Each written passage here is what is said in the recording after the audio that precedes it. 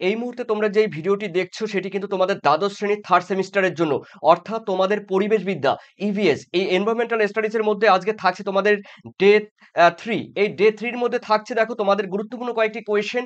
তো অবশ্যই দেখো তোমাদের এই তোমরা যারা উচ্চ মাধ্যমিক পরীক্ষা দেবে 2026 সালে, তো সেই 26 সালের কথা চিন্তা করে তোমাদের সেমিস্টার কিন্তু থার্ড, এই থার্ড সেমিস্টার কয়েকদিন পরে কিন্তু তোমাদের শুরু হয়ে যাবে।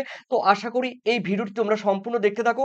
আর যারা এখনো আমার অন্যান্য ভিডিওগুলো দেখোনি এই পরিবেশবিদ্যার ইভিএস এর, সেগুলো কিন্তু তোমরা ডেসক্রিপশন লিংক থেকে দেখে এসো। তো চলো, আজকে রয়েছে তোমাদের ডে, কিন্তু রয়েছে দেখো ডে 3। এই ডে 3 এর মধ্যে থাকছে তোমরা প্রথমেই বললাম দ্বাদশ শ্রেণীর রয়েছে 25 এবং 26 সেশন পরিবেশবিদ্যা ইভিএস এমসিকিউ। দেখো তোমাদের সম্পূর্ণ এমসিকিউ ডে 3 এখানে থাকছে থার্ড সেমিস্টারের জন্য।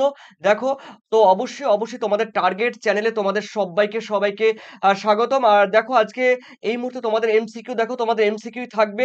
তো প্রথম কোয়েশ্চেন রয়েছে দেখো, অস্ট্রেলিয়ান ও ওরিয়েন্টাল অঞ্চলকে যে সীমারেখা টেনে দুটি অঞ্চলকে পৃথক করা হয়েছে, সেটির নাম কি? দেখো সেটির নাম কিন্তু ওয়ালেস লাইন, অর্থাৎ তোমাদের 20 the correct answer Wallace line. Okay, Wallace line অর্থাৎ তোমাদের 20 দ্য কারেক্ট আনসার। পরের কোশ্চেন আমরা দেখে নিচ্ছি। দেখো সেকেন্ড কোশ্চেন রয়েছে ব্রিটিশ, দেখো ব্রিটিশ প্রকৃতি বিজ্ঞানী বা ব্রিটিশ প্রাকৃতিক বিজ্ঞানী যে রয়েছে বিজ্ঞানী আলফ্রেড রাসেল ওয়ালেস। এই আলফ্রেড রাসেল ওয়ালেস, ওয়ালেস এই যে দেখো ওয়ালেস লাইন, এই ওয়ালেস লাইন কত খ্রিস্টাব্দে এই রেখাটি কিন্তু টেনেছেন? দেখো এই রেখাটি টেনেছেন কিন্তু 1960 সালে। 1960 সালে কিন্তু ওয়ালেস রেখাটি বা লাইনটি টেনেছে 1960 সালে। তবে মতান্তরে ওয়ালেস দেখো 1869 সালে এই রেখার কিন্তু ধারণা দেন। ওকে, তো অপশন অনুসারে কিন্তু তোমাদের দিতে হবে। ওকে, এরপরে রয়েছে দেখো তোমাদের তিনে রয়েছে দেখো বন্য ঘোড়া। এই বন্য ঘোড়া পাওয়া যায় কোন অঞ্চলে?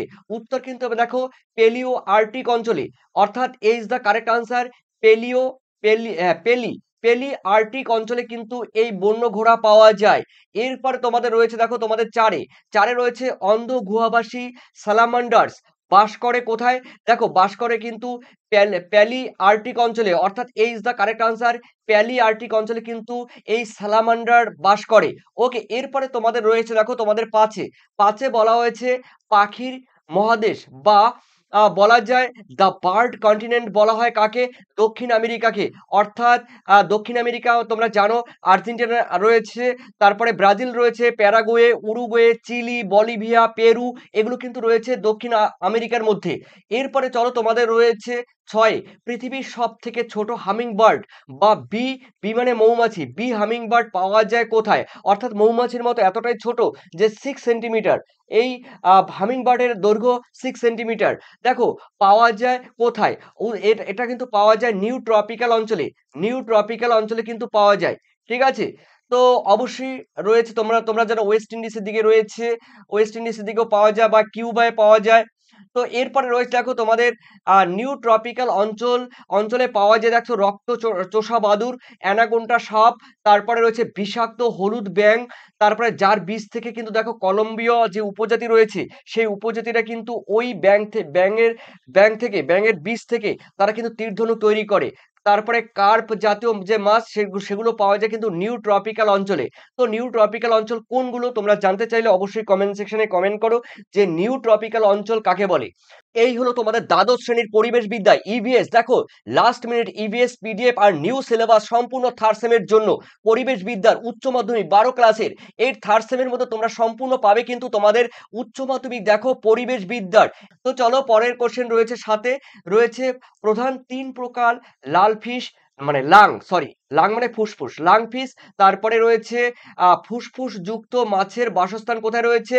নিউ ট্রপিক্যাল অঞ্চলেও পাওয়া যায়, ইথিওপিয়ান অঞ্চলেও পাওয়া যায়, অস্ট্রেলিয়ান অঞ্চলেও পাওয়া যায়। তার মানে উপরের সবগুলো অঞ্চলেই কিন্তু এই লাং ফিশ পাওয়া যায়।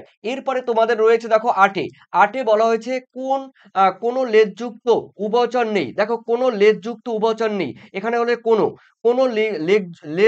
লেজযুক্ত উভয়চর নেই নিউ ট্রপিক্যাল অঞ্চলে, ইথিওপিয়ান অঞ্চলে রয়েছে, অস্ট্রেলিয়ার অঞ্চলে রয়েছে, সবগুলি সঠিক। দেখো ইথিওপিয়ান অঞ্চলে কিন্তু কোনো লেজযুক্ত উভয়চর প্রাণী কিন্তু নেই। ঠিক আছে, এরপরে রয়েছে তোমরা জানো খুবই গুরুত্বপূর্ণ ট্রিপল স্টার রয়েছে ক্যাঙ্গারু। এই ক্যাঙ্গারু পাওয়া যায় আমরা জানি অস্ট্রেলিয়ায়। অস্ট্রেলিয়ায় পাওয়া যায়, আর দক্ষিণ আমেরিকার কিন্তু একটি দেশে পাওয়া যায়, বিশেষ করে অস্ট্রেলিয়ায় পাওয়া যায়। আর D is the correct answer. এরপরে রয়েছে 10-এ রয়েছে পৃথিবীর বৃহত্তম প্রাণী ভৌগোলিক অঞ্চল কোনটি? দেখো পেলি আর্কটিক অঞ্চল, এই পেলি আর্কটিক অঞ্চল হলো পৃথিবীর মধ্যে বৃহত্তম একটি ভৌগোলিক অঞ্চল। তোমরা জানো পৃথিবীর বৃহত্তম মানে পৃথিবীর প্রাণী ভৌগোলিক অঞ্চলকে দেখো অঞ্চলকে বিভিন্ন ভাগে ভাগ করা যায়, তার মধ্যে 4টি প্রধান ভাগ রয়েছে। আর এর মধ্যে সবথেকে আয়তনের সবথেকে বড় হলো পেলি আর্কটিক অঞ্চল। চলো এরপরে আমরা দেখে নিচ্ছি 11তে বলা হয়েছে ভারতের অভ্যন্তরীণ উপ অঞ্চল, সাব ডিভিশন বা সাব রিজিয়ন বা সাব রেলম বা ওরিয়েন্টাল অঞ্চলের বিভাগগুলো হলো কোনগুলো? দেখো ভারতীয় রয়েছে, ইন্দো সিলোনিস রয়েছে, ইন্দো চাইনিজ ও ইন্দো মালায়ান রয়েছে। উপরের সবগুলি কিন্তু এই ভারতের ওরিয়েন্টাল অঞ্চলের মধ্যে কিন্তু পড়ে। এরপরে রয়েছে দেখো তোমাদের খুবই গুরুত্বপূর্ণ একটি কোয়েশ্চেন। দেখো তুষার চিতা পাওয়া যায় ভারতের কোন অঞ্চলে? ভারতের হিমালয় পার্বত্য অঞ্চলে কিন্তু এই তুষার চিতা পাওয়া যায়, অর্থাৎ D is the correct answer. এরপরে গুরুত্বপূর্ণ আরেকটি কোশ্চেন রয়েছে, দেখে নাও।